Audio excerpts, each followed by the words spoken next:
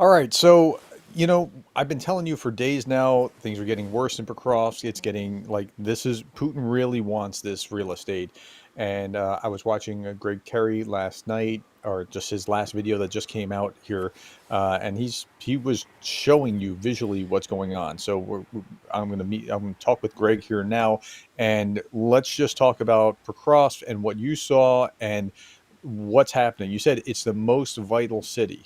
Yes, sir. Can you tell us why it's most like what is it about the city? Why does Putin want it so badly?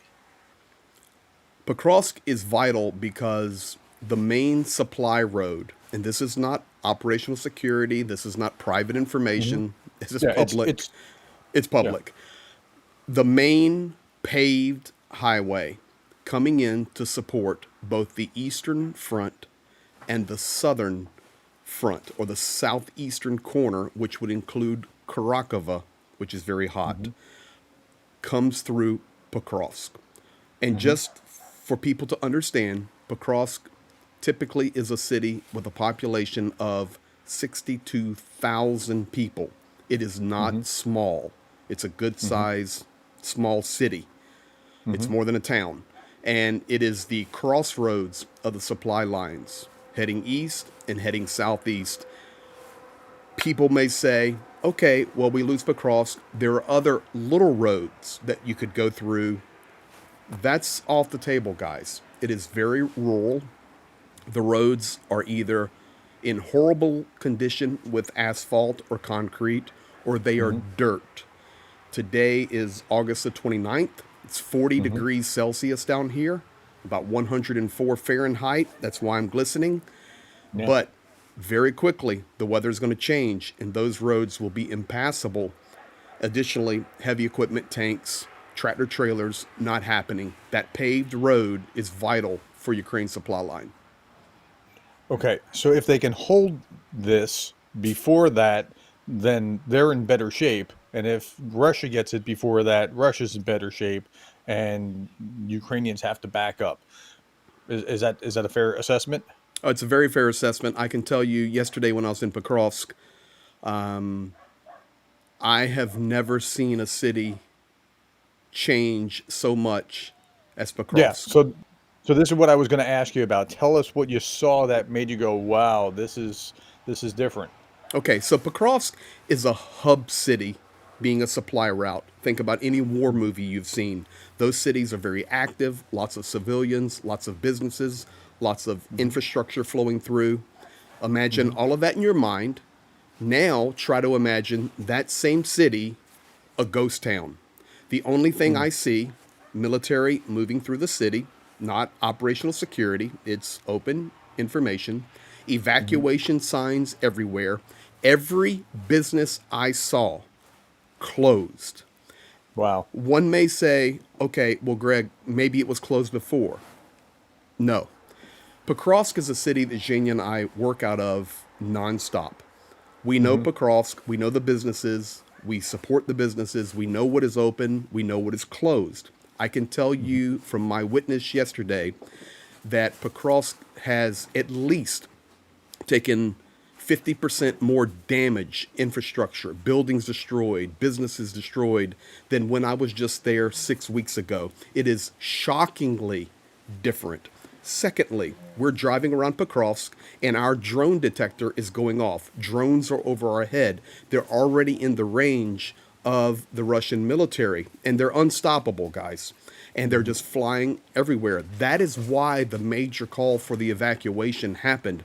Not so much because now it's reached artillery range or they can sling glide bombs, but the FPV drones cannot be stopped.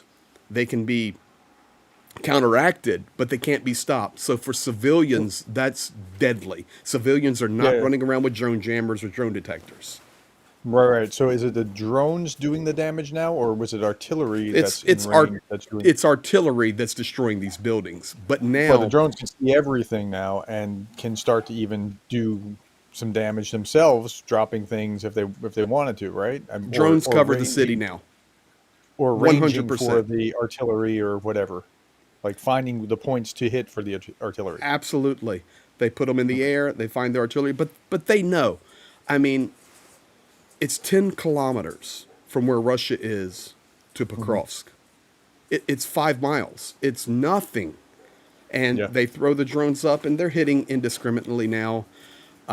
Evacuation billboards everywhere. And as I was sharing with Yeah. you and others, I know these businesses have closed within the last 6 weeks. What kind of businesses am I talking about? Every business, hardware shops, every restaurant, pizza stands. We literally went by a guy taking down his restaurant signs and boarding it up. The central street Wow. of Pokrovsk is a ghost town, and that was the hub of activity. I can also tell folks there is a grocery store chain here in Ukraine called ATB. In Ukraine, we call it ATB, but with English, ATB. ATB, like a Piggly Wiggly or Kroger, whatever, it Hmm. has, I don't know how they work, but they have maybe some kind of contract with Ukraine or an agreement. They are always the last business to close in a town that is under assault. Always.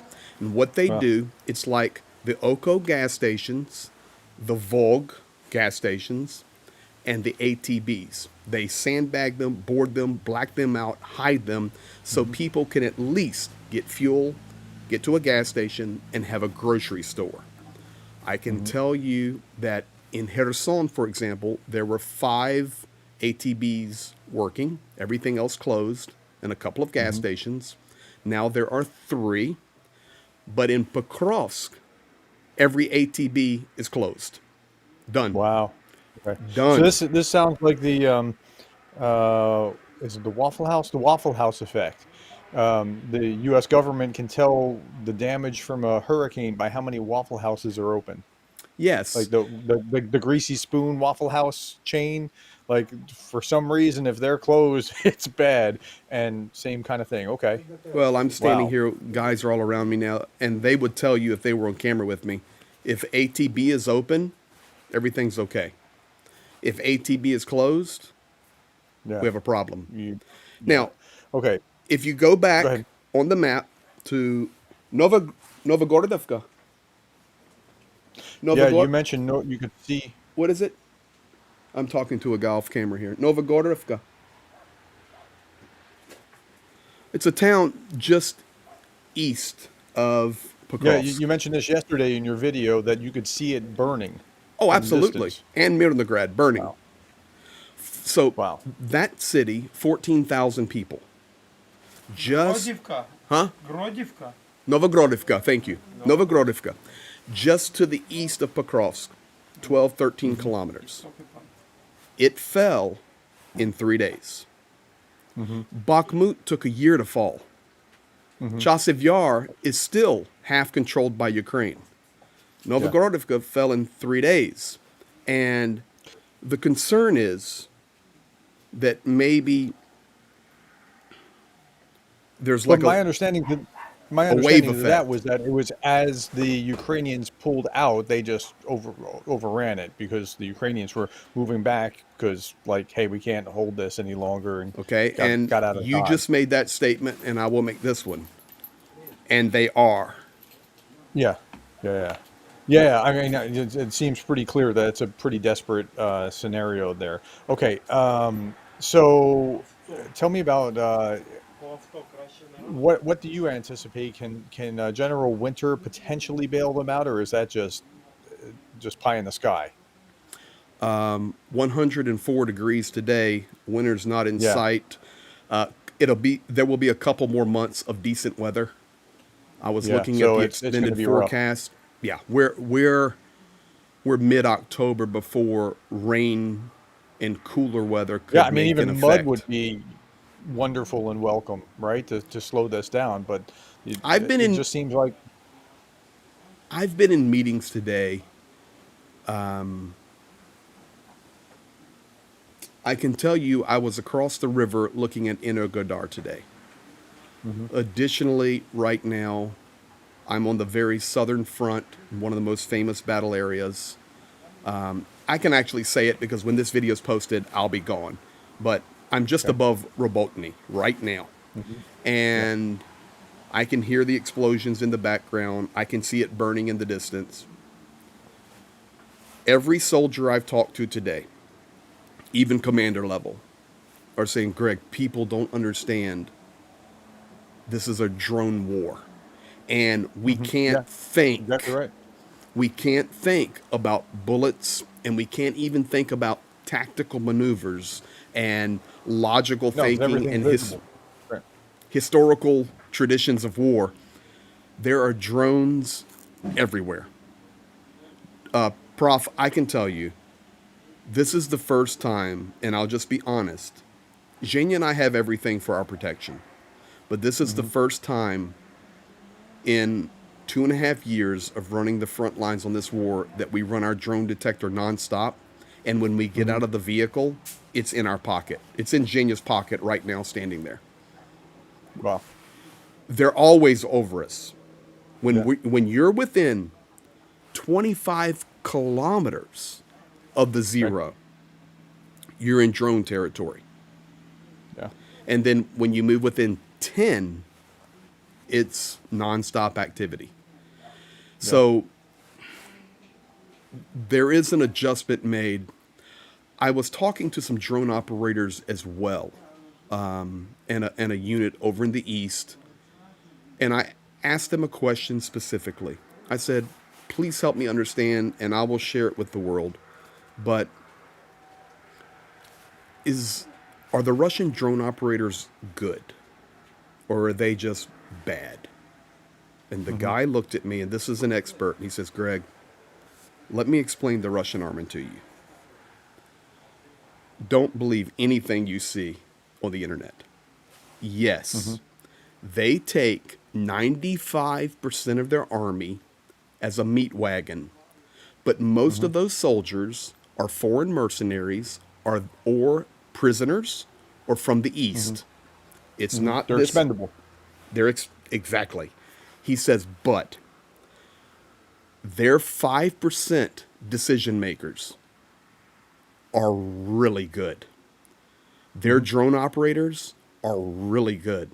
And then he was showing me some video, and this affects Pokrovsk because the drones are everywhere now. He said their ability to hide is remarkable. To hide their drone operators, to hide their positions. He goes, I Hmm. know people see the TikToks and the Twitters and these guys just running around and we're dropping stuff. He goes, that's just for fun, man. He says, but listen, they're good at what Hmm. they do.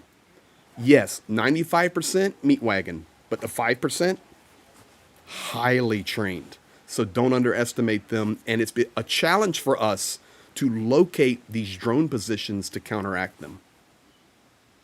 Okay. So that's good to understand to factor in what's actually happening. So I know your time is precious because of where you are, and so I'm going to let you go in just a moment.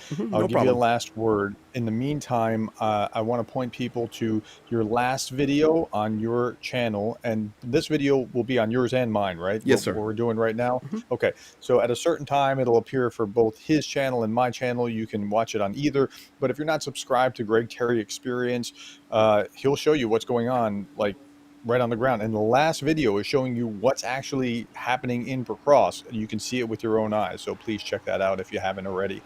You Okay, know, last thing that you want us to walk away with from this video. I think we'll circle right back around to where we started. You asked when we began this video for tonight what was noticeably different about Pokrovsk or something of that Hmm. nature. You know, what caught Yeah. your attention and made you go, uh oh, or wow. When Jane and I came into Pokrovsk and we came around the first corner, we already knew. We already Hmm. knew. We'd been hearing about it, but we already knew. We know where the kiosks normally are. We know where people are usually at in normal life. In this Hmm. culture, in this summer season, people are everywhere, walking the Hmm. streets, eating ice cream, even in the war. It's summer. There were zero people. And we started to notice and said, okay, we already feel it. It's hard to explain. We felt it. You could feel the darkness and like Hmm. fear in the city. We came around the first corner that we come in from the way we were coming into Pokrovsk, and the first thing that hit us, evacuation billboards and the number 0800 da da da da da. Evacuate, evacuate, evacuate. Sir, I've been in Bakhmut. Hmm. I've been in Chasiv Yar. I've been Hmm. on the backside of Avdiivka. I've been in Karakova. I've been in Kharkiv. All of these places. I have never seen an evacuation billboard. Ever. Yeah. Never. Yeah. So And I mean, I it was hate to shocking. hear, but hearing the truth is, and we need to understand what the truth of the situation is, and not just, be have our heads in the sand or pie in the sky or whatever. It just so I'm glad to be able to hear firsthand experience, even though I wish it wasn't like this. Bakhmut was not important real estate, but Cross really is, Yeah. and that'll be a significant victory if or when Putin can take Pokrovsk. So, He okay, doesn't so he doesn't have it yet. What I'm telling you right now is Pokrovsk is a ghost town. It is evacuated. I know there was a CNN report or CNN that said 38,000 civilians were still in Pokrovsk. mhm. Baloney. That was a few days ago though, and it Okay, seems like they've been streaming brother, out. the buses are rolling. Yeah. Janie and I literally witnessed people in their cars with a trailer behind them, all Hmm. their possessions on it with a tarp over it, and they were loaded in their cars leaving like a Yeah. caravan. Yeah. So if that was a few days ago, I am in Ukraine. I just saw it. I I would venture to guess there's under 10,000 civilians left in Pokrovsk now. Yeah. It's empty. All right. Well, hey, thanks, man. I really Hey, thank appreciate you. that you're taking the time to get out. I mean, I know I'm really interrupting your day and what you're trying to accomplish there, but this is important for people to No, understand, and this is what we we really do, appreciate it. Prof. And I thank you. And if you guys are here watching on my channel and you haven't subscribed to Professor Gerdes Explains UA, please go subscribe because this man brings a viewpoint a lot of times even about American government and understanding government and how it interacts with Ukraine that is vital to give you a well-rounded knowledge about Ukraine. So please do that. I'll leave you with this. When I was down today, just across the river from Energodar, commander I was speaking with looked at me point blank and he says, Greg, I know you're on YouTube. I know you work with others. We see what you're doing. We see what the others do. And we want to say thank you. Mhm. Thank you guys for what you're doing. So, Prof, I pass that message to you. I pass that message to all the YouTube people that watch and support. But this is what he said. He said, "Thank you We're doing what? for telling the truth, Okay. I for mean, telling we the are, truth." but I mean, I sleep in my warm bed and eat hot meals. I mean, it Yeah, but feels man, like, listen.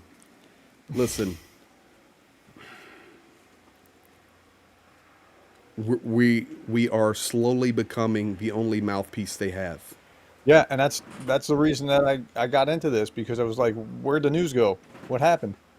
And And believe me, the Ukrainian soldiers are well aware of it and they are mhm. so deeply appreciative. I had a guy here just come and and this will be interesting for you. I am currently at a location where we will be dropping within days one of the armored vehicles right here. Awesome. I'm doing the pre meeting right now. And the soldier with whom we coordinate came up and says, Greg, I have a gift for you. And this is official Ukrainian military jacket. And he gave it to me and says, man, you guys stand with us. We stand with you. But thank you. So we passed the message, especially to all the viewers Hmm. and to those that support and they like and they comment, subscribe and they donate. Thank you. And that Hmm. comes directly from the front. Yeah. Well, it's one team, one fight, right? That's it, brother. So, all right. Thank you so much, and we'll talk a little bit later. Yes, sir, Prof. Have a good day. All right. You too. Be safe. Yes, sir. Bye bye.